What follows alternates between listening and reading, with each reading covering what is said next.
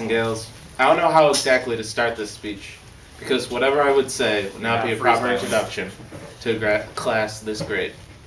When preparing this speech, I didn't know what would be an accurate way to recap this year. I decided the best way to do so is to stir up a compliment cocktail and go around the room and tell each person what they mean to this class.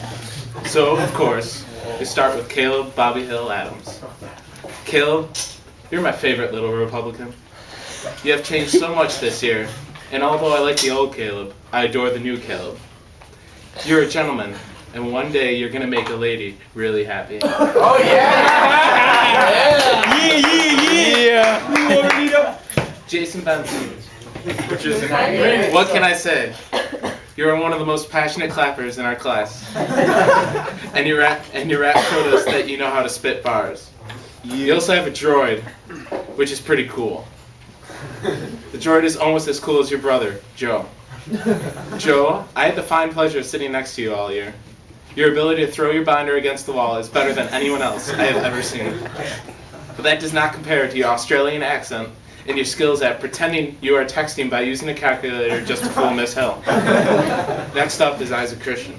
Isaac, you're always there for a lame comment or an unfunny joke when the opportunity arose. But you graced us with your wholesome looks and the fact that Isaac hates it when people talk in the third person. Rounding out the two sets of twins is Scott Christian.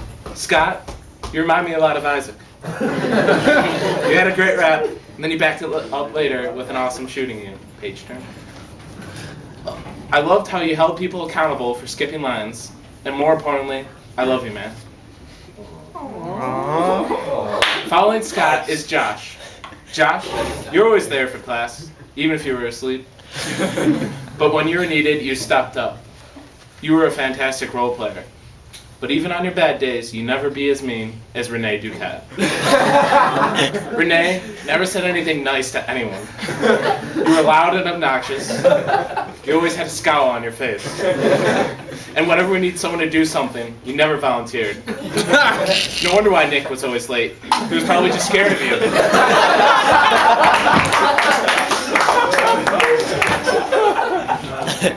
Nick, you may have been the most consistent person in this class. We always knew what exactly we would get from you, and for that, thanks. Then we slide our way back up to Jared Bear Evans. Jared, you are a stallion. And not to mention the biggest and only Panthers fan I know. You made class fun, and there was never a day you were in a bad mood. You're a great man, and if I ever have 20 kids, I may name one of them after you. At this time, I'd like to recognize the fact that Kevin Hartsfield was in our class. The big guy took you too soon, Kevin. And by big guy, I mean your dad, who moved your family to Webster. The following kid is Shane, 41. Shane, your feud with Miss Hill was highly entertaining, along with your party and gay co-worker stories. If I ever pack a lip, I promise the first one is with you, buddy.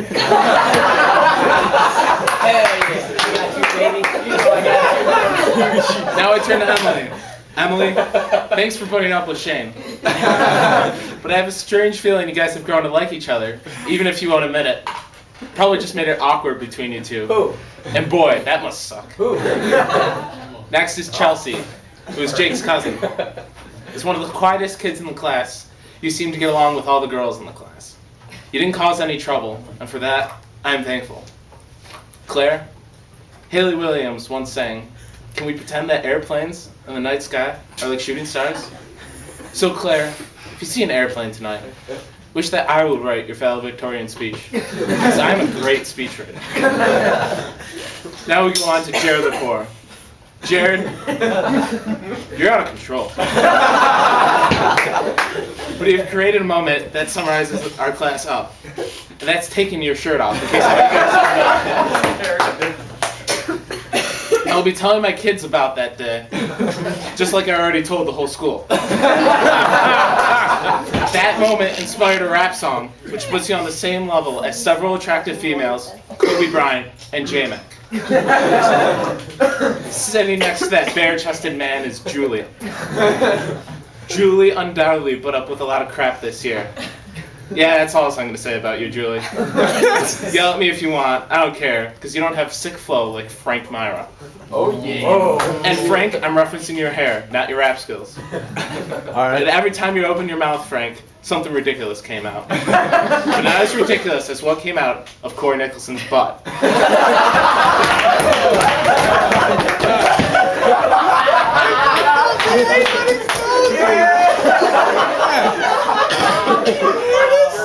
Corey, your farting ability is only beaten by your football ability. You already know. And I promise you all, I never want to be hit with that man's stiffy. At this time, I would like to thank Jimmy for all his efforts. Aw, Jimmy. He was a great reader and a great dancer. And I never knew what grade he was in. Tim didn't know either, but at least he stuck with us. Tim always came up with something to say, which sort of made him like a wild card. And when he threw up, he didn't let him bother him. And you know why? That was true. You know why? Because Tim is a gamer. Oh, Tim. Now we move on to Eileen Smith. Eileen, you are a very nice girl. You always smiled whenever I talked to you, even though you didn't like me very much. You're such a nice girl, you're probably going to shout out right now, "No, I like you." Yes, yeah. Well, please don't, because it'll disrupt the flow of my speech. Now we move on to the man, Tyler Smith. Oh, yeah. Tyler is a great man who has been to Australia. He's an absolute gentleman, and he would be the first pick if we played volleyball in class. Flanking to the front left of Tyler is Adam. I have 2 Z's in my last name because I'm awesome, says Bukowski. My favorite ginger. Adam is everyone's favorite ginger, along with being everyone's favorite starting catcher on the baseball team. Adam's mom also makes excellent chicken wing dip, which complements her skill at raising great kids. Adam's partner in crime was Mark Walter. Mark, safe to say, was the most intense reader we had. His love of reading paled in comparison to his amazing dance skills. Mark knows how to crank that Lion King better than anyone I know. His knowledge of foreign techno is superior to everyone else's too. Needless to say, he's a great kid. Zach V doesn't care if anyone calls him a great kid because he's too busy kicking ass Muay Thai style. The only thing that could beat Zach V is a delicious Jitter's breakfast. And speaking of deliciousness, Brian had a great presentation on Pearl Harbor. Brian was kind of the silent assassin, only making his presence felt when he deemed necessary. And of course, we get to Dave. Quiet kid, but we could all agree that he is pretty damn awesome. He's going to the Army, so I'd like to thank him for the sacrifice he is making. Corey may score touchdowns, Adam may draw walks, and Jared may take his shirt off. But you are the real hero. The fact that you're willing to sacrifice your life to defend our country is something truly remarkable, and we'll always be in debt towards you. And now, last, but first in our hearts, Miss Hill. Miss Hill, you're like a second mother to me.